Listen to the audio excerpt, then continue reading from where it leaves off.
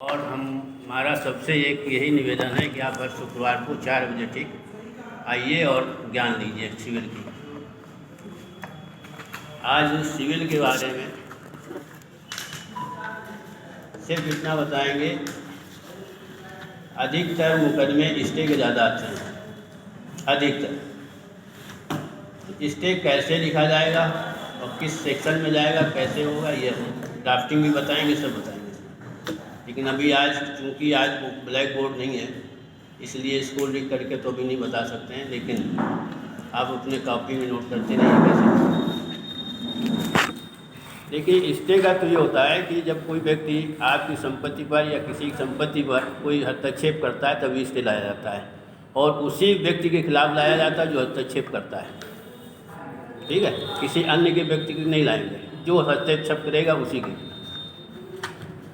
इस स्टे के साथ में एक परमानेंट स्टे होता है, जो कि मुकदमा के लास्ट तक, जब लास्ट होगा उसका फाइनल होगा तब वो परमानेंट होगा स्टे।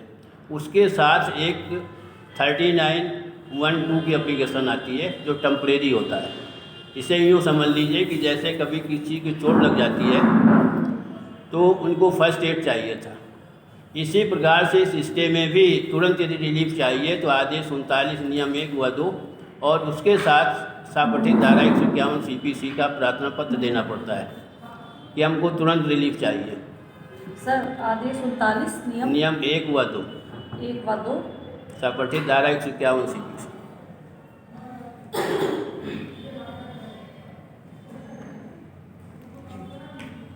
अब 39 नियम 1-2 में यदि आपके पेपर सही हैं, अच्छे हैं और मेरिट बनती है तो आपको ये स्टे उस तारीख तक मिलेगा जो नेक्स्ट डेट लगी होगी टेम्परेरी में।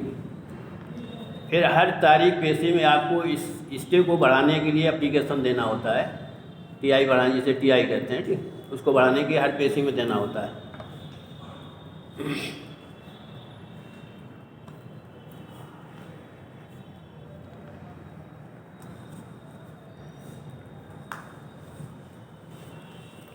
एक 151 CPC इसलिए लिखा जाता है कि 151 में न्यायालय को बहुत से पावर उसमें दिए गए हैं। 151 में जो अपने क्षेत्राधिकार के अंतर्गत उनके आते हैं वो आपको दे सकते हैं। यदि आपने कोई रिलीफ नहीं मांगी है तो भी वो 151 के अंतर्गत वो आपको रिलीफ दे सकते हैं। इसीलिए 151 CPC ये हर जगह चलती है CPC में, ठीक है। अब इसमें होता क्या है, आपने मुकदमा कैसे इसको ड्राफ्ट करेंगे, मेन है इसमें ड्राफ्टिंग। सिविल की ड्राफ्टिंग कैसे आएगी, इसके लिए हम नेक्स्ट जो पढ़ेगा शुक्र उसमें बताएं, क्योंकि ब्लैक बोर्ड है नहीं इसलिए इसमें बताना मुश्किल पड़ेगा, ठीक है ना। तो ड्राफ्टिंग जब आ जाएगी तो आप ऑटोमेटिक उसमें अपने आप ड्राफ्ट करके लिखने लगेंगे और दावा दाखिल करने लगेंगे। इसके बाद अब थोड़ा सा इसमें और प्रकाश डाल देते हैं कि आप मुकदमे में किसी में जाते हैं, कभी कभी होता है कि एक्सपार्टी शुरू हो जाता है, कभी होता है कि आपकी एब्सेंस में मुकदमा खारिज हो जाता है। तो इन सब स्थितियों में आप कौन कौन धाराओं में आप एप्लीकेशन देंगे जो रिकॉल हो जाए ऑर्डर। जैसे आप किसी भी मुकदमे में हाजिर हो रहे हैं और एक पेशी में नहीं गई तो आपके विरुद्ध एक पक्षी कार्रवाई करने के आदेश पारित हो गए, ठीक है। अब एक पक्षी कार्रवाई जो आदेश हुआ उसको निरस्त कराने के लिए किस सेक्शन में एप्लीकेशन देंगे।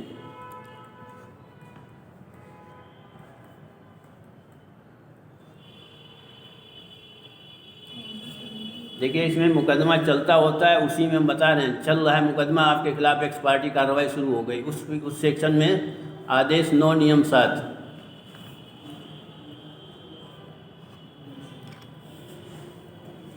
इसमें आप इस मुकदमे में आप प्रतिवादी होंगे। जब आपके खिलाफ एक्स पार्टी शुरू होगा तो आप प्रतिवादी होंगे इसमें, ठीक है। अब कभी होता है कि वादी और प्रतिवादी कोई भी पक्षकार उपस्थित नहीं और वादी की अनुपस्थिति में मुकदमा खारिज हो जाता है, दोनों पक्ष हाजिर नहीं है। उस स्थिति में कौन सी धाराएं में लिखेंगे एप्लीकेशन। आदेश 9 नियम 9, जब दोनों पक्षों की अनुपस्थिति में मुकदमा खारिज होता है तब रिकॉल कराने के लिए आदेश 9 नियम 9